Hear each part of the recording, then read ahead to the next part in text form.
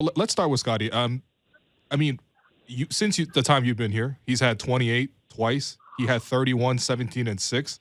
He had 25 and 10, beating tough teams on the road. Like from your perspective as a player, I think we've seen like KD, Bradley Beal, Jason Tatum, LeBron. Like everybody said nice things about Scottie, and as a player, when you see a guy like that as a rookie, what is standing out to you? Like, what is something that with Scottie that when you watch him, you're like, damn, this guy's going to have a long career and he's going to do great things in this league. Man, I told him, I told him first day when we first got out there, I said, hey, you special. I said, it's a reason why they picked you and they brought you here. It's a reason why they playing you and doing it and letting you do the things that you do. I said, you special. I said, and I think he had took like a crazy foul or something like that. And I told him, I said, you can't take these crazy fouls. I said, in order for us to win a basketball game, who do you think we need on the court in order to play, in order to win? And he was like, yeah, you're right. He's like, me. I said, yeah. I said, so let's not take crazy fouls. I said, let me take the crazy fouls. I said, you focus on getting the offense, situated and orchestrated, getting into the post, pounding the little guys. I said, but you can't take wild fouls because at the end of the day, we need you on the court.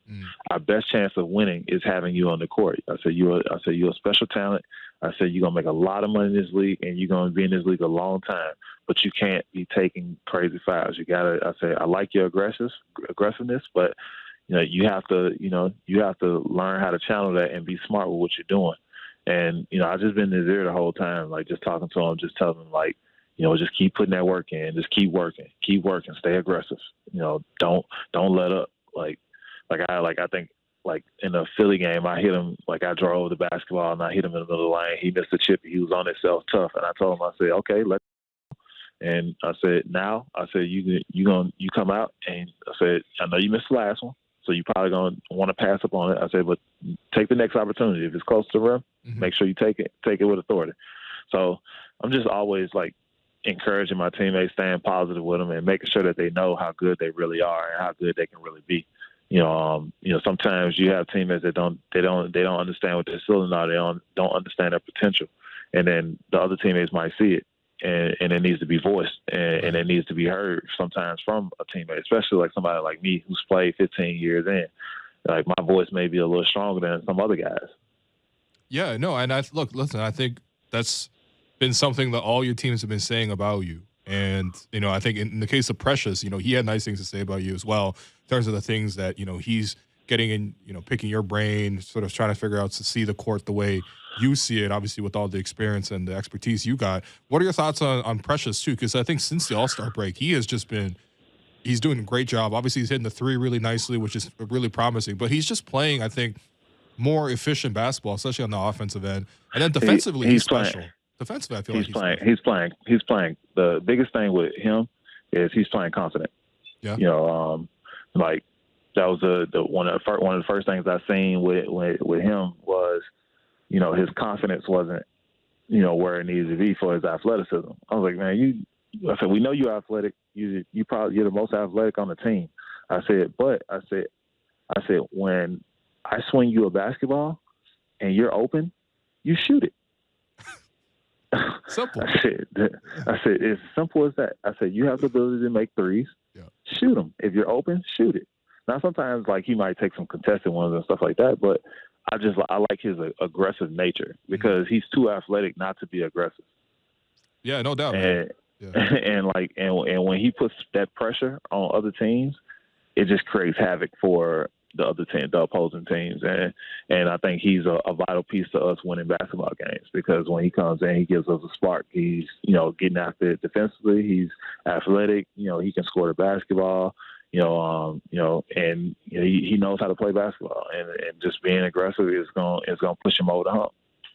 No, it's great. It's great to see, and I think defensively too. I mean, you guys trusted. Well, Precious was the main defender against Joel Embiid, along with Kem, and that game went over the Sixers. But then late in that game, Kem was I don't think he was into close, but Precious was into close. And I thought James Harden tried to get him on ISOs, and he was guarding him well too. And it's like, how many players in this league can guard Harden and Embiid? Obviously you got to bring help against all these star players, but to do that kind of job against those two assignments. I think Precious is such a big part of what you guys have done post trade deadline. Yeah.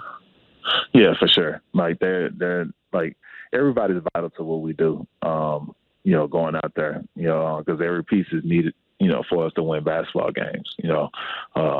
From Malachi on down. Mm-hmm. So I think the biggest thing is just like everybody just continuously playing their roles and understanding who we are as basketball players, and just making sure that when we go out there, we execute our jobs. Right. All right. I wanted to ask you about OG Anunoby as well, just real quickly. I know you guys. He's played on your AAU team, and I just want to know your first impressions of OG. The first time you saw him play. I think you said before that, when you saw him in high school, you thought he was going to be a guy who was going to go pro, and obviously he did. What gave you that confidence that a guy like OG was going to go pro, even at a young age when you saw him? Yeah, he's one of the guys that, like, when I first saw him, I was like, oh, that kid's a pro. Like, he's going to be amazing. Just because, like, I've seen his body type, like how athletic he was, what he can do, like how he can defend multiple positions. He can score the basketball. Like I was like, man, yeah, this is definitely a pro. Like I don't see nothing other. If he's in school all 4 years, it's his fault. So right. So he's definitely one of the first guys that came through our AAU program that I was like, okay, yeah, he's the one. And I can always see that. Like, he's a special talent. He knows exactly how to go out there and play. He knows his job. He knows his role, and he's a great teammate and he's a great kid. Yeah, he's a very smart kid too. I feel like he's just he's got this, like, I know. So he's been with the Raptors now 4 or 5 years, and he's always got this like persona about him, like the shroud of mystery. He doesn't say a lot to the media. And I know he's a little quirky. He loves to wear Crocs or something like that. I don't know, man. He's just got a lot of little OG. I got on a pair of Crocs right now. Oh, okay, all right. Well, yeah, the influence is great. But no, seriously though, like, what's OG like behind the scenes? Because I think people always want to know about OG behind the scenes because he's so mysterious in front of the camera sometimes. OG is funny. Yeah. He cracks jokes, and he's always talking about, like, he's from my hood and stuff in Memphis. And we always have conversations like that. He's funny though. OG is a jokester. I always say he overanalyzes a lot of situations when he shouldn't. Okay. But that's OG though. But I love him as a kid. I think he's one of the best teammates. I think he's a great kid to be around, and he's definitely one of those people that's like,